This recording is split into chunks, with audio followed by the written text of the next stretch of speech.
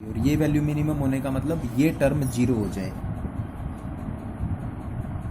Omega naught, अब omega नहीं है, ये ओमेगा नॉट बन गया क्योंकि फ्रीक्वेंसी चेंज हो गई। Omega naught C R square plus omega naught L cube L square C minus omega naught L, that should be equal to zero. ये जीरो होगा तब ये जेड क्या होगा, मैक्सिमम होगा। ठीक है, कॉमन आ सकता है इसमें से कुछ, कॉमन ले लेते हैं पहले तक। ओमेगा नॉट सबसे कम है, यही कॉमन आएगा। यहाँ क्या बच गया, C R square plus omega naught square L square C minus L and this is equal to zero. Omega naught को दूसरी तरफ ले जाएंगे तो इसके नीचे जा कर के जीरो हो जाएगा। ठीक है, ये उधर चला गया जीरो, तो वैल्यू रह गई C R square plus omega square L square C, this is equal to L, L भी उधर ले गए, ये इसके अपॉन में जीरो, एल उधर जा कर के ये प्लस का हो गया। हमें वो पर्टिकुलर फ्रिक्वेंसी निकालनी है and that is known as omega naught square L square C, this is equal to, ठीक है, एल और माइनस के सी आर का स्क्वेयर, ये भी उधर चला गया। अब ओमेगा नॉट स्क्वेयर किसके बराबर हो गया, L upon L square C, ये इसके नीचे भी चला गया, minus C R square upon L square C, इसके नीचे भी चला गया। ठीक है, सी से सी कैंसिल हो गया, तो ओमेगा नॉट की वैल्यू कितनी आ गई हमारे पास, स्क्वेयर रूट में एल से एक L cancel, that is 1/LC minus R square over L square. ठीक है, और ओमेगा नॉट को हम क्या लिख सकते हैं, 2 mu naught, this is equal to square root 1/√LC minus R square upon में एल स्क्वेयर। तो म्यू नॉट की वैल्यू 2 इसके दूसरी तरफ अपॉन में चला गया, 1/2 and that is 1/LC minus R square over L square।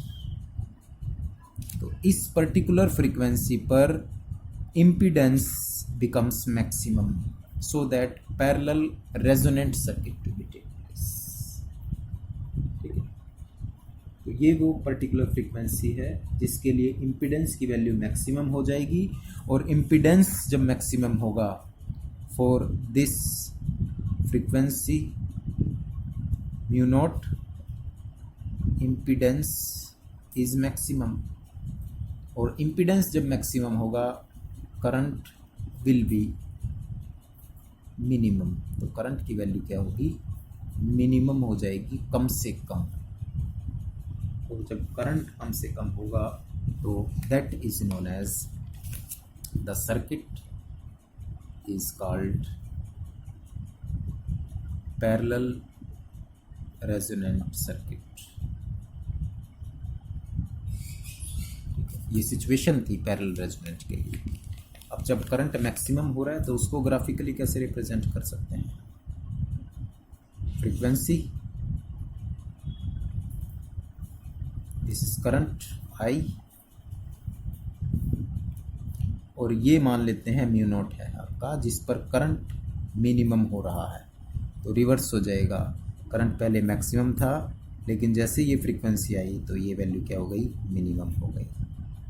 अगर इससे इधर चला जाएगा तब भी करंट जो है वो बढ़ता चला जाएगा। That particular frequency at which current is minimum, then this is known as parallel resonant circuit.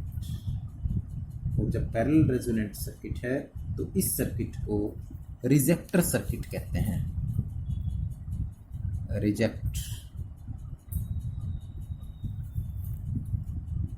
ठीक है, रिजेक्टर क्यों, क्योंकि एक पर्टिकुलर फ्रीक्वेंसी पर वो मिनिमम हो रहा है, तो इसीलिए इसको रिजेक्ट कर सकते हैं ताकि हम इस फ्रीक्वेंसी को छोड़ें, बाकी सबको एक्सेप्ट कर सकते हैं। क्योंकि ये वो फ्रीक्वेंसी है जिस पर करंट मिनिमम होने वाला है, यानी ये वो फ्रीक्वेंसी है जिस पर कोई चैनल सेट नहीं हो सकता। और जब ये वो फ्रीक्वेंसी है तो इस फ्रीक्वेंसी को छोड़कर बाकी सभी पर कोई ना कोई हम चैनल सेट कर सकते हैं। इसीलिए इस सर्किट को हम उल्टा यानी कि रिजेक्टर सर्किट नाम दे सकते हैं। ठीक है। अगर R जीरो हो जाए, रेजिस्टेंस जीरो हो जाए, इस केस में if R is zero, R की वैल्यू जीरो हो जाए तो इक्वेशन फ्रीक्वेंसी की क्या बन जाएगी, mu naught this is equal to, ये ख़त्म हो गया, 1/√2 पाई LC हो जाएगा। अगर R जीरो है तो ये ख़त्म, और ये 1/√2 pi LC, that is also known as frequency at which circuit is resonant, parallel resonant circuit. चलिए नेक्स्ट वीडियो के अंदर हम रेजोनेंट सर्किट की क्वालिटी को डिस्कस करेंगे।